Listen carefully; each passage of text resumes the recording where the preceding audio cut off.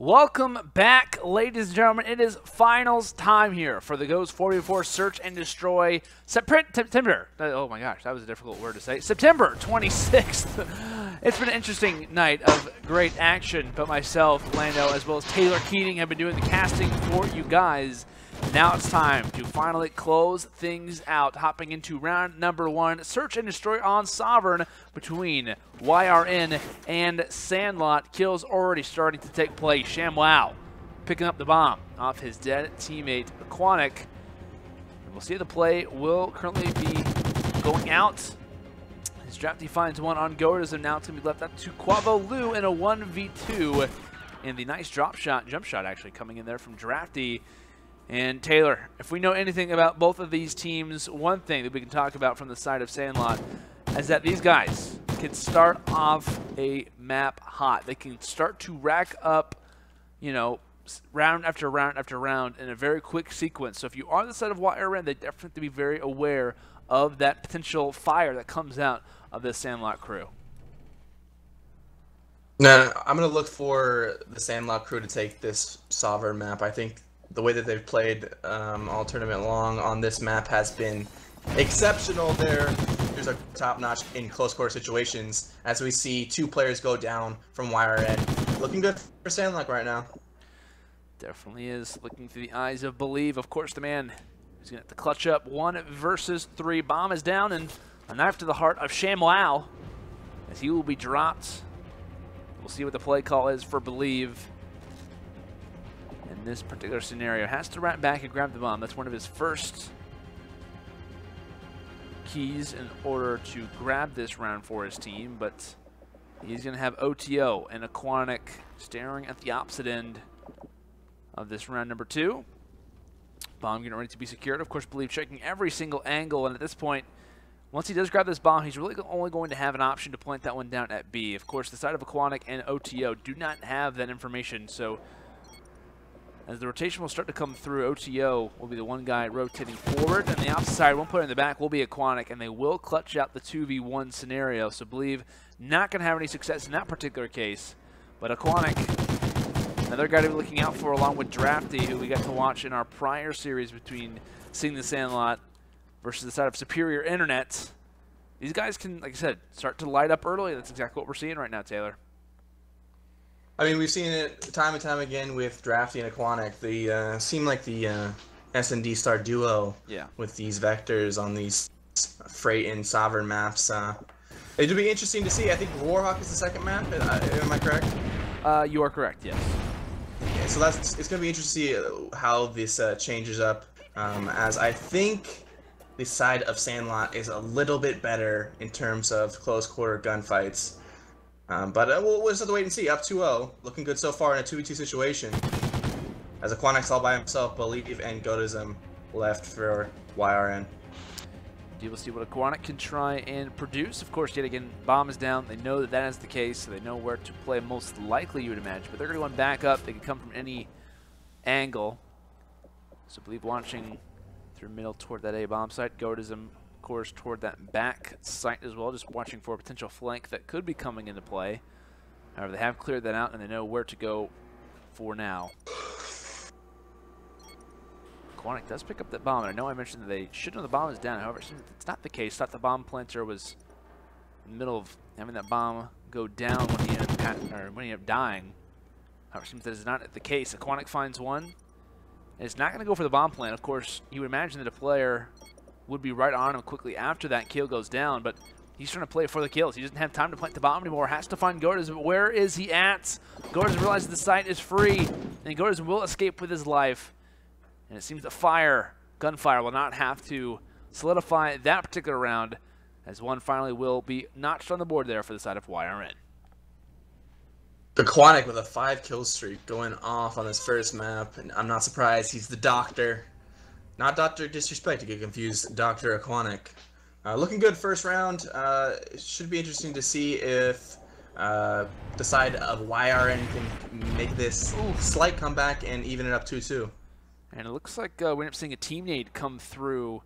ShamWow ends up shutting down his teammate OTO, which is rather unfortunate especially since Aquatic just dropped as well. An immediate 2v4, one that could have been a different story.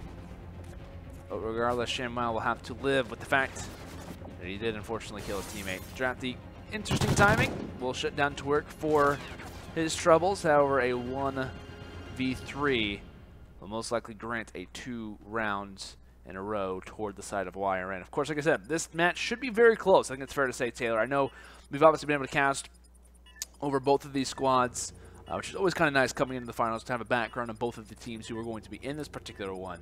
But I know we kind of talked about the set of SandLot. We actually just got done casting over the series that YRN was in as well. And they ended up taking down the side of Superior Internet. They won that one 2-0 actually with a hot 6-0 on map number 2 on Octane. And in this finals, actually for the map series, or map set, excuse me, map number 3 is on Octane. So if we know anything when it comes down to the set of SandLot, is that they need to win this one at 2-0, just based off of how we've been able to see things in the past. Just because YRN looks so good on that map versus a team who was kind of a similar play style with those vectors up close. So I think if we are SandLot in the situation, they need to make sure they at least secure Sovereign and can also do the same on Warhawk if they expect to most likely take this series for the finals. We really need to see ShamWow pick it up because almost, not every single map, but almost, say like 75% of the maps we've seen so far when we watched SandLot, that ShamWow he always gets off to a slow start. And I think if he picks it up just a bit, I think we see them pull ahead. Obviously, it's 2-2 right now, and Drafty had a sniper at the beginning, but he said, I can't see anybody, so I'm going to pick back up by Vector and go to work. GD does. Aquatic getting that bomb down. Of course, playing very well on this current map. So currently sitting at 6-2 after just 4 rounds of play. About to make it 7-2. Going down the stairs. Shuts down Godas and now it's up to Quabalu. 1v3. Has a nice line side, actually. And we'll pick off one. But has 2 more sitting in his way, along with the defuse that he's going to need to grab. He wants to secure this round in his team's favor, but going up top just will go past one player who's at the bottom of those stairs. Believe he has been spotted, and yes, it'll be ShamWow with the pickups. The first kill does finally go on board for ShamWow. One that was fairly easy, fairly granted, but one nonetheless that is important. Nonetheless, a confidence booster for ShamWow, and if ShamWow picks it up, I think they'll take this one. Twerk, though, on the other side, 1-5, not looking good. Yeah, and I've actually seen, I believe that Twerk and Aquatic have teamed in the past. Obviously over time and over tournaments as well. Things can start to get mixed up in my head just because we've casted so many Ghost tournaments. But I believe these two guys have actually played, and I remember on this map that both of them, I believe, were using shotguns. And I know in our last series we got to watch Aquatic rule with the shotgun for a long time. And so I'm curious if the talk kind of came into this map of, hey, we're not going to be using shotguns just because we haven't seen it as of yet, as Aquatic will fire some extra bullets into Twerk's body. But regardless, I'm curious to see if the shotgun strategies do come out when it comes into map room. Of course, because we have talked about the close quarters that come inside of that B bomb site. And if they haven't agreed on shotguns, it wouldn't surprise me whatsoever if we see that in future rounds. Do you think when people shoot bodies, especially as Aquatic just shot Twerk's body, he's 1-6 now, do you think that mentally actually affects people? Or is it just person to person? Like, does it affect you if somebody shoots your body? You're like, oh wow, this guy thinks he's cool. Oh yeah, or it absolutely like, affects me. I don't care. That's honestly, like, for me, that is one of my #1 pet peeves is when people shoot my body. It's like, all right, cool, like you grew to a point, you killed me, congratulations. But it's another thing when you're obviously struggling and like. Because, like, whenever you're obviously playing bad, you don't want anyone to notice. That's the reason why players leave lobbies early. Like, there's been a number of different tournaments that I've casted where, a guy is like 0-7 or he's 1-8 or something like that, and he just leaves the lobby so no one can see his scoreline. Like, you don't want anyone to know you're doing bad. So for someone to kind of highlight that and also to, like, insult you along with it, I think definitely has mind games attached with it. I know at least in the pro scene, there's kind of like a curse behind people who shoot bodies. It's like a thing where it's like bad luck for you to do. But I think it definitely does get in the mind of players depending on who you are, and I think that honestly, like, along with the fact of, I always talk about the difference between veterans and like younger players. I think that's also one of the many things that can happen in a younger player where guys will obviously shoot their bodies and they're just not playing well. They let their tempers kind of get the best of them. That's why I think it's always important to kind of like a veteran or a guy who's been around the scene for a long time to kind of calm you down, let you know that, hey, it's just one series, things aren't going your way, but kind of move forward. But yeah, I think the fact of shooting bodies definitely can be a factor for sure. I think it's always fun to see, like, I've seen Karma shoot a ton of bodies in the past, so it's always nice to see. It kind of gives it's interesting because it kind of gives you a little bit of hype. You're kind of feeling yourself. Might as well shoot a body. Oh yeah. But on the other side, when Twerk picked it up now, but maybe it gave him some fuel to the fire. But ShamWow 1-5. Again, man, ShamWow, he starts off slow and it's kind of hindering this SandLot team. Definitely is. You know, I forget what map it was exactly, but him having a little bit of a better performance toward one of the ending of their series. I think it was the one that they ended up winning one of their last series. I can't remember. I think it might have been like map 3 or something like that. I can't remember exactly what it was. But I think it was map 3 when they ended up taking down Fat. Actually, that team, funny enough, was actually a team, for those who don't know, in the tournament. Regardless, so I think he ended up having like a little bit of a better performance in that particular one. But besides that, it's really been OTO who's been having strong performances in Aquatic and Drafty most consistently and at different times. So he definitely could be a factor as far as, you know, the overall consistency of the side of SandLot, who's kind of falling behind. And if he were not to improve, I mean, you know, to be honest, I don't like to say this a lot, but it's kind of like a permanent 4 versus 3 battle that you see quite a bit of the time. If one guy's not picking it up, like I said, it kind of shakes his confidence a little bit. He's not really feeling as good as he should when it comes to different fights, not calling out correctly because he's worried about his gun, you know, not firing straight and whatnot. But, you know, I think if ShamWow does start to turn it up, that's a major factor for SandLot. But until that happens, I think YRN has a huge advantage. I think the one thing that we did kind of notice with SandLot is that usually they have 1 or 2 people going super off, like double-digit kills, and I think that's what's been kind of helping them. The lack of ShamWow now 1-6. So when anytime you have somebody going that off, where they're getting 12 kills, and I think we saw 14 by OTO at one point, it kind of picks up the slack. But if you don't have that 14 kills and you go 1-6, it's kind of hard to pick up a win. Absolutely is. Of course, after 8 rounds of play, a 5-3 advantage right now toward the side of YRN. Overall consistency is definitely reigning true at the moment. 5 kills for everybody but Believe, who's currently sitting at 9. Gonna go on board with him. Haven't really been able to expect his point of view for too much. I believe him and I want to say it was him along with Godism, who played in the Prime, I want to say, or it might have been Twerk. I can't remember exactly who it was now, but still. I haven't really been able to watch this guy too much, at least as of recently have been able to. And he's been playing fairly well in the series that I'm going to cast over him. I haven't really heard of him too much as he gets granted a nice and easy 2-piece, probably the easiest kills that he's going to get of the entire night. Trying to find the 3rd as well. Trying to increase that one to at least 13 kills, but still, we'll go around the assist. And it will be OTO now left in a 1v3. The LMS, as Corridon used to say, and things are over with. Map number 1 is in the books, and it will be a victory toward the side of YRN as they close this one out 6 rounds to 3, along with Believe dropping 12-5, having a major performance when it comes to map number 1 here on Sovereign. I'm not really surprised. Honestly, both these teams are kind of evenly matched in terms of the close quarter gameplay on Freight and Sovereign, but it'll be interesting to see on Warhawk if we go to Octane for that 3rd map. Again, one thing I want to point out, ShamWow 1-7. Yeah, ShamWow just not having the greatest performances. Of course, if we do see him kind of pick it up, you could definitely imagine that the side of SandLot would get a little bit of momentum. Of course, we'll see how that does work out. Like we said, S&D Warhawk, now time to focus our attention toward that particular map. Plays a little bit different, kind of plays similar to, I guess, kind of say like an Octane style as far as like very one-side heavy. You do see sniper rifles be brought up quite a bit, especially in bottom Genas toward back water tower, etc., etc. So curious to see how the sniper battle will go.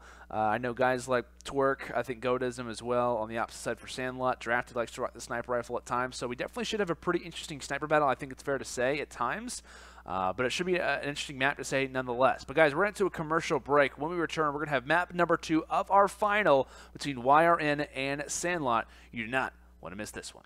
Welcome back, ladies and gentlemen, for potentially the final time. It's the Ghost 4v4 Search and Destroy, and Twerk is lighting it up. Taylor's getting excited, along with myself, as he shuts down OTO for the first blood. Of course, it's been all hype tonight.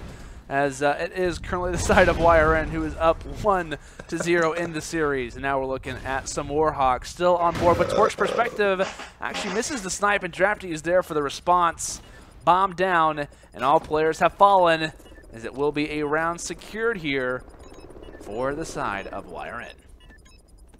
I got a little hyped at the beginning. You did. You were very hyped. It's the finals.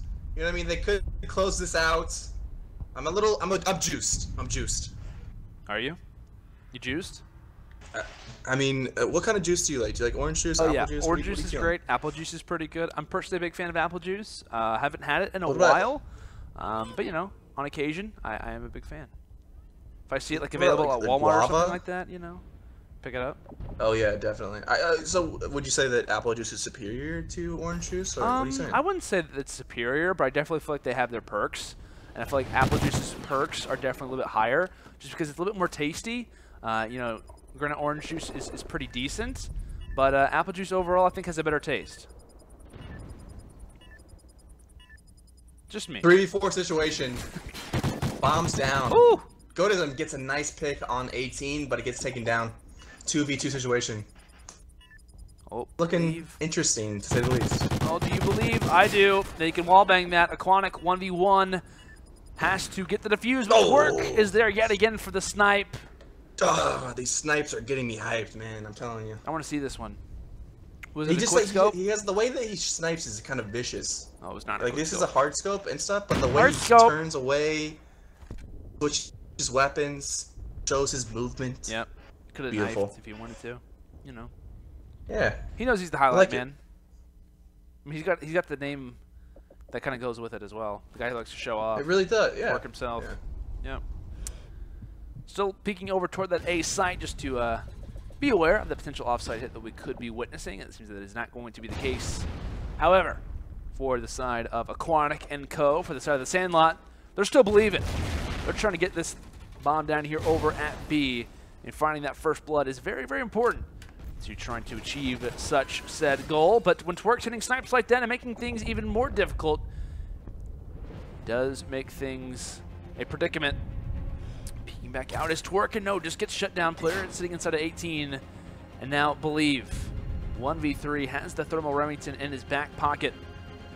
We'll see how he does try to challenge this one. Spots one on ShamWow, as he'll get dropped, and his one player is actually on the flank. Drafty is waiting for this push, and now he will find the kill. I was going to say, Drafty waited a very long time for that push when they knew exactly where he was at, kind of sacrificing players for no reason, but regardless, Drafty will be there for the wall bang.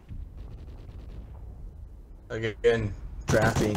I mean, God, dude, the wall bangs in this game are so, it's weird, because there's no FMJ on his gun, yet you can shoot through almost literally anything, which is interesting on the part of whoever made this game. Was like, oh yeah, just shoot through anything, it's fine. I mean, I guess in real life, bullets can go through things, so. It's true. I mean, like metal fences like that, potentially. You know, they don't seem too sturdy. They're kind of rusty. Yeah, they've kind of lost but sometimes I see some wall bangs through some tough concrete, which is interesting, to say the least. Yeah, indeed it is. Look at the eyes of Goat as a trophy on this side. Yeah, Believe with the look at Believe. Believe's going off. Believe's playing well. He's got the gold vector, of course. Finds the actually nearly finds the third. As Quavo Lu and Goatism will be there to end out his streak. But Believe is 8-2 after a few rounds of play. Do you believe? I do believe. Do you? I do. 3-1. It's looking good on the side of Believe, Goatism, and Twerk. And I'm gonna be totally honest with you. I think if YRN wins this round, they win the tournament. Bold. Is that bold? Seeing that they're up 3-1. Yeah, very bold. But I agree with you, though. I agree. Once you get up 3 rounds on a map like Warhawk, if this was like Freight or Summer, I think it would be a little bit different. But bigger maps seem to be harder to come back on. Yes, indeed. Goatism from afar. You can literally see the outline of his body through the truck window.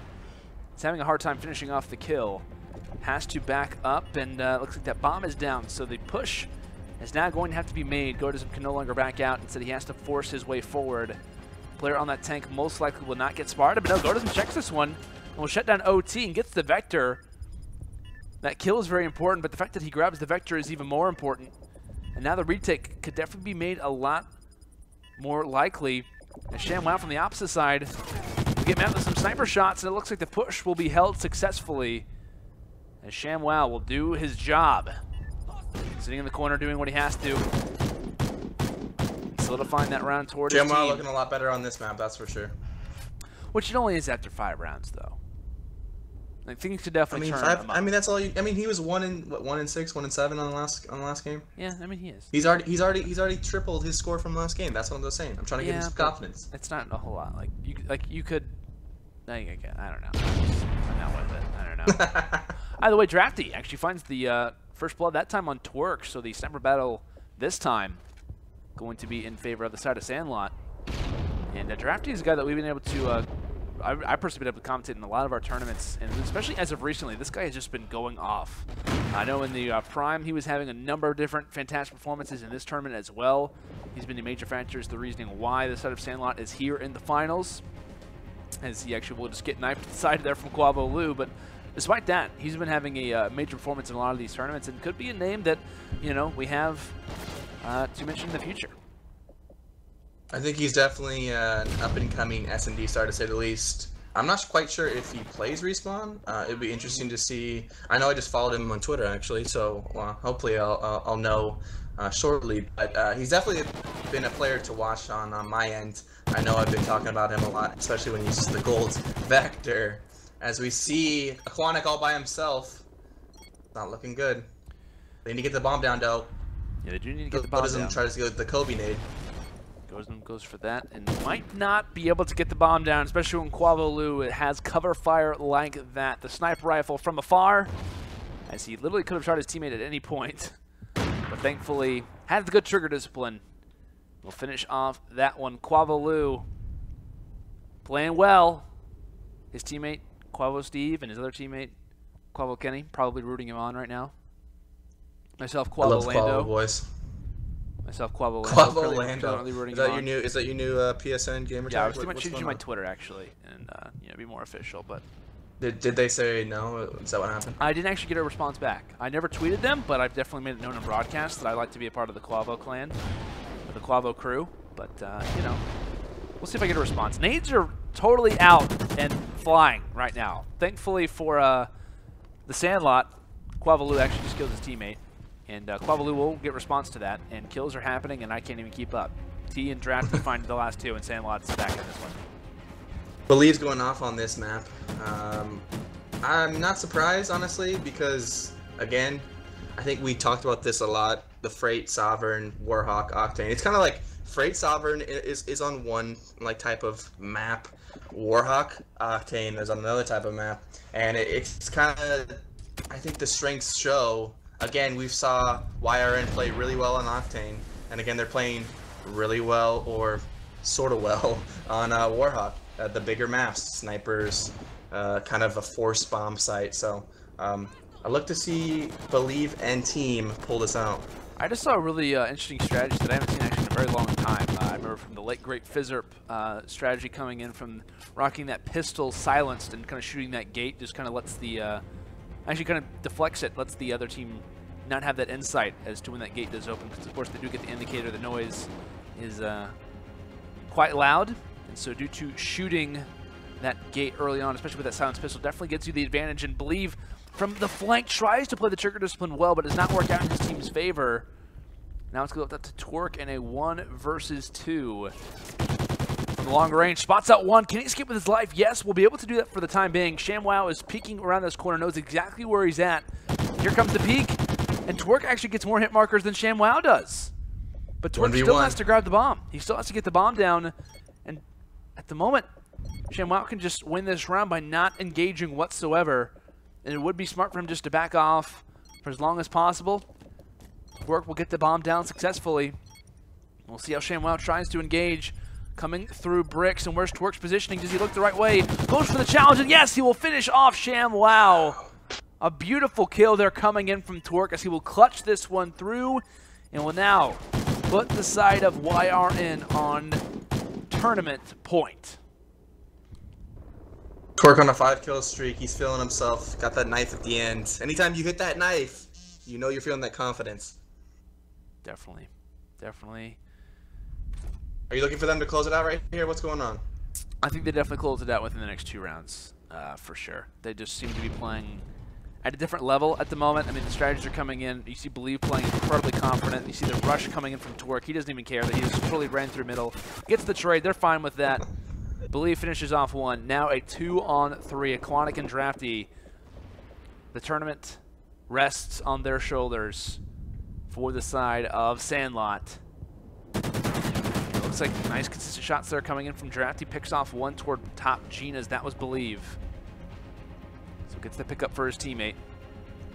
Godism right now sitting in Water Tower. Is on that B site. Just as that happens, it's now to Drafty, who's actually getting that bomb down on A. So he will get the successful plant. And now the call is, what's the positioning? How do I hold this one successfully? I got 2 players coming at me that could be coming from any direction. Are they grouped up? Are they not grouped up? A lot of questions in the back of the mind for Drafty right now. He's currently 10-6 despite only having 3 rounds granted toward his team.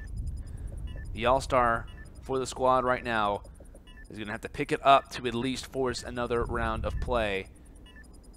Peeks up toward his right, gets the 1 kill on Quavalu, tries to find the second one as well, and yes, he'll find both! Drafty going big when it matters most. Finds 1 toward his right immediately with the excess shots onto the player trying to grab the defuse, as he will now be up to 12-6 and will at least force another round of play.